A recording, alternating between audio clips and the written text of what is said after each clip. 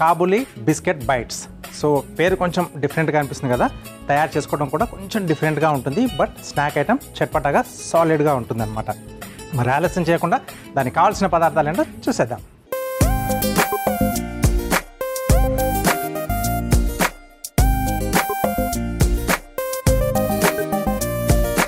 Okay, so కావాల్సిన పదార్థాలన్నీ ఇక్కడ సిద్ధంగా ఉన్నాయి. సో ముందుగా ఏంటంటే మనం కాబూలీ శనగల్ని ఒక పూట ముందుగా మనం నానబెట్టేసుకొని తర్వాత ఏంటంటే మనం ఉడికించి పెట్టేసుకోవాలి. ఉడికించేటప్పుడు కొద్దిగా ఉప్పు వేసుకుంటే బాగుంటుంది, అంటే ఆ టేస్ట్ అనేది మనకు బాగా తెలియడానికి, రైట్. సో ఇవి నేను పూట ముందుగా నానబెట్టేసి ఉడికించి పెట్టేశాను. వీటిని మనం ముందుగా మిక్సీ పట్టేసుకోవాలి.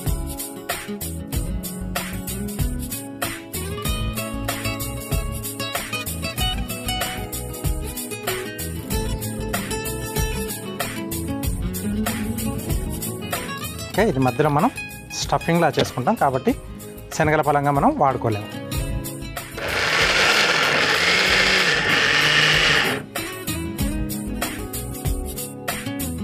ఓకే, సో ఇలా మనం కొంచెం పొడి పొడిగా మిక్సీ పట్టేసుకొని పక్కన పెట్టేసుకోవాలి. కొద్దిగా స్టవ్ ఆన్ చేస్తున్నాను నేను, ఎందుకంటే కొంచెం మనం లైట్ సాతే చేసుకోవాలి. ఇలా చేసుకోకుండా మనం డైరెక్ట్గా కూడా వాడుకోవచ్చు.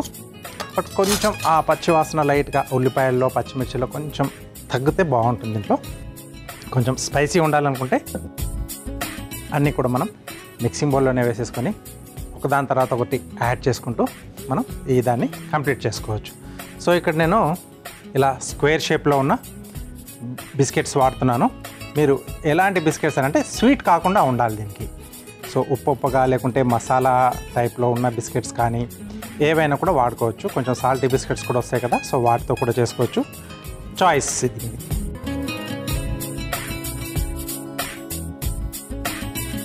సో ఇలా కాకుండా మనకు ఒక్కోసారి బ్రెడ్ కూడా ఇంట్లో మిగిలిపోతూ ఉంటుంది కదా, బ్రౌన్ బ్రెడ్ కానీ లేకపోతే మిల్క్ బ్రెడ్ కానీ, వాటిని కూడా రౌండ్గా లేదా స్క్వేర్లా మనం కట్ చేసేసి కొంచెం వెన్నతో కాల్చేసుకొని సేమ్ ఈ స్టఫింగ్ని మనం మధ్యలో పెట్టేసి కంప్లీట్ చేసుకోవచ్చు.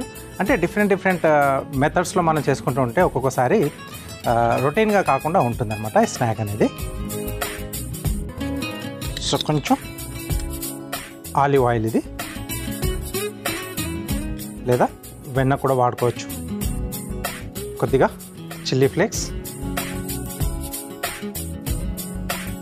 అలాగే స్పైసీకి తగ్గట్టుగా పచ్చిమిరపకాయలు,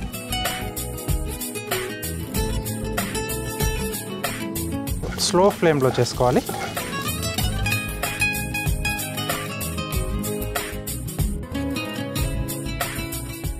ఇది కొంచెం లిటిల్ బిట్ స్పైసీగానే ఉంటుంది. చిల్లీ ఫ్లేక్స్ యాడ్ చేసుకున్నాం, అలాగే పచ్చిమిర్చి కూడా యాడ్ చేసుకున్నాం. దీంట్లోనే ఉల్లిపాయ ముక్కలు. సో వేడి వల్ల కొంచెం దాంట్లో ఉండే ఆ పచ్చి వాసన పోవాలి మనకి. ఓకే, సో ఇవి కొంచెం పచ్చి వాసన పోయే ముందు సీజనింగ్ చేసేసుకుందాం. సో సరిపడా ఉప్పు. సో దీంట్లో కొంచెం బ్యాండింగ్ కొరకు మనం ఉడికించిన బంగాళదుంప కూడా వాడుతున్నాం. అలాగే కొద్దిగా కారం. సో కారం చూసి వేసుకోవాలి, ఎందుకంటే ఇక్కడ మనం చిల్లీ ఫ్లేక్స్ వేసుకున్నాం, అలాగే పచ్చిమిర్చి కూడా వేసుకున్నాం. చట్పటాగా ఉండడానికి ఆమ్చూర్ లేదా చాట్ మసాలా కూడా వేసుకోవచ్చు. గరం మసాలా పొడి,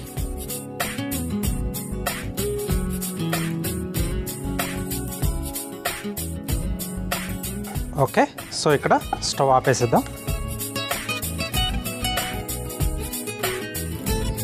ఇది కాస్త చల్లారుతూ ఉంటుంది.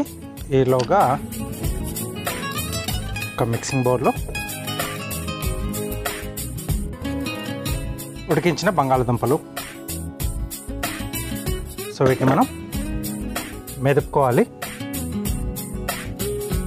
లేదా మెత్తగా తురుముకున్నా పర్లేదు.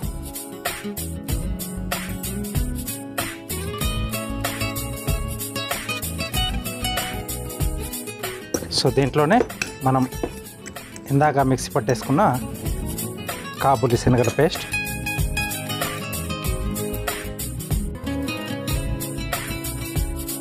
ఇది కొంచెం పొడి పొడిగా ఉంటుంది శనగలది, కాబట్టి కొంచెం మనకి అలా పట్టుకొని ఉండడానికి కొద్దిగా మనం బంగాళదుంప దీంట్లో యాడ్ చేస్తున్నాం. అలాగే కొంచెం కొత్తిమీర, కీరా ముక్కలు, సో మన చాయిస్ వెజిటేబుల్స్ అనేది, అలాగే కొద్దిగా టొమాటో ముక్కలు, కొంచెం చింతపండు. ఇక్కడ నేను డైరెక్ట్గానే వేస్తున్నాను, ఈ టేస్ట్ కొద్దిగా డిఫరెంట్గా ఉంటుంది. అలా తినరు అనుకున్నప్పుడు మీరు కట్టామిట్టా చట్నీ మనం చాలాసార్లు కూడా చెప్పుకున్నాం కదా, సో ఆ కట్టామిట్టా చట్నీ కూడా దీంట్లో యాడ్ చేసుకోవచ్చు. కలర్ఫుల్గా కనబడాలనుకుంటే క్యారెట్ తురుము కూడా దీంట్లో యాడ్ చేసుకోవచ్చు, లేకపోతే డిఫరెంట్ కలర్స్లో మనకు దొరుకుతుంది కదా, ఎల్లో, రెడ్, గ్రీన్ క్యాప్సికమ్స్, అవి కూడా సన్నగా చాప్ చేసి వేసుకోవచ్చు. ఏవైతే మనం సలాడ్స్లలో ఎక్కువగా పచ్చిగా తింటామో కూరగాయలు, అవన్నీ కూడా దీంట్లో యాడ్ చేసుకోవచ్చు. ఇంకొంచెం హెల్తీగా ఉండాలి అని అనుకునే వాళ్ళు నానబెట్టిన పెసర్లు అంటే స్ప్రౌట్స్ని కూడా దీంట్లో యాడ్ చేసుకున్న బాగుంటుంది, ఇంకొంచెం హెల్తీగా వస్తుంది అన్నమాట. ఓకే, ఒక్కసారి ఇవన్నీ బాగా కలిపేసి ఆ తర్వాత ఇందాక మనం రెడీ చేసి పెట్టుకున్న ఈ మసాలా,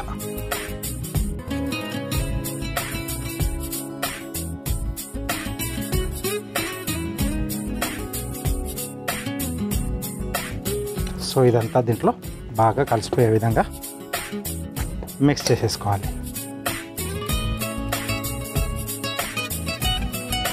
సో ఈ స్టఫింగ్ చాలా బాగుంటుంది, అంటే బ్రెడ్స్ మధ్యలో మనం శాండ్విచ్లా చేసుకోవడానికి కూడా బాగుంటుంది ఇది.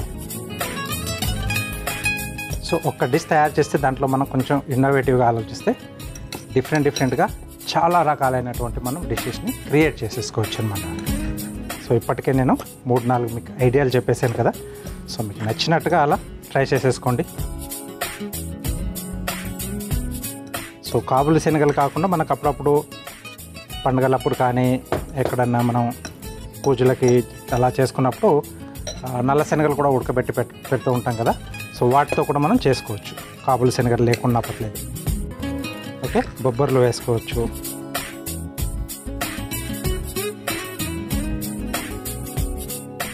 ఓకే, సో స్టఫింగ్ అనేది మనకు ఇక్కడ రెడీ అయిపోయింది. సో నెక్స్ట్, సో ఈ పార్ట్ని ఏంటంటే మనం ఇంతవరకు కుకింగ్కి సంబంధించి కట్టింగ్స్ అవన్నీ కూడా పెద్దలు చేసుకుంటే బాగుంటుంది. పిల్లలతో ఎప్పుడైనా హాలిడేస్లలో చేయించాలనుకుంటే ఇక్కడ వరకు రెడీ చేసి దీని తర్వాత ప్రాసెస్ ఏంటంటే జస్ట్ మనం ఆ బిస్కెట్స్ మధ్యలో దీన్ని స్టఫ్ చేసేసి జస్ట్ కారపూసలో డిప్ చేస్తాం అనమాట. ఇలాంటి వాళ్ళకి ఇచ్చామనుకోండి, వాళ్ళకు కూడా కొద్దిగా కుకింగ్ మీద ఇంట్రెస్ట్ అనేది పెరుగుతుంది. బట్ సేఫ్ వే చూసుకోవాలి మీరు ఎప్పుడైనా కానీ. ఓకే, సో ఒక ప్లేట్, దీంట్లో సన్న కారపూస,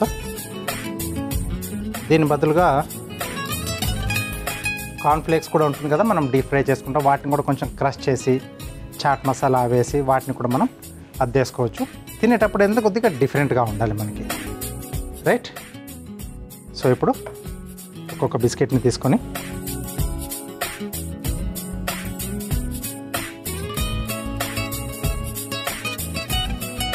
ఓకే, సో ఇలా మనకు నచ్చినంత స్టఫింగ్ అనేది చేసుకోవాలి.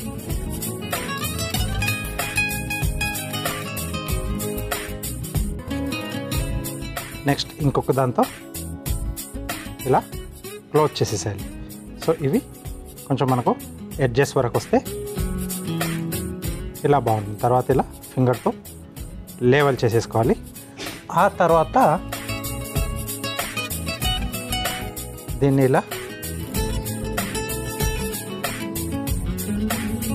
సో బైట్స్ మనకి రెడీ అయిపోయాయి. సో ఇలా మనకి ఎన్ని కావాల్సిన అన్ని పార్టీ కానీ లేదన్నా బర్త్డే ఉన్నప్పుడు వెల్కమ్ స్నాక్స్లా ఇస్తాం కదా, సో అప్పుడు కూడా మనం ఇలాంటివి పెట్టుకుంటే చాలా బాగుంటుంది. చాలా చాలా సింపుల్గా చేసుకోవచ్చు అనమాట. సో దాంట్లో స్టఫింగ్ నేను డిఫరెంట్గా చెప్పాను కదా, సో అలా మీరు మార్చుకుంటూ చాలా చేసుకోవచ్చు. ఓకే, సో నేను మిగతాయి కూడా రెడీ చేస్తుంటాను. ఓకే, సో రెడీ అయిపోయాయి మన Kabuli biscuit bites. Okay,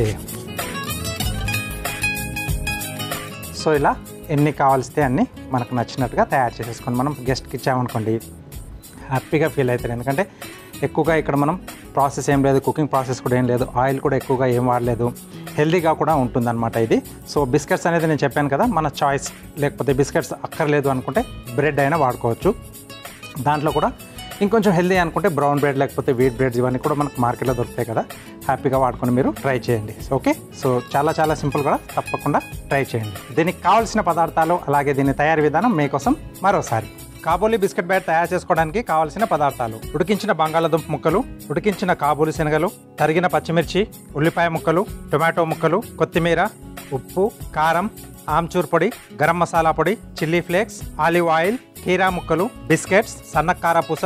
Kabuli biscuit bat తయారు చేసుకునే విధానం: ముందుగా నానబెట్టి ఉడికించుకున్న కాబూలీ శనగలు మిక్సీ జార్లో వేసి మిక్సీ పట్టుకొని పక్కన పెట్టుకోవాలి.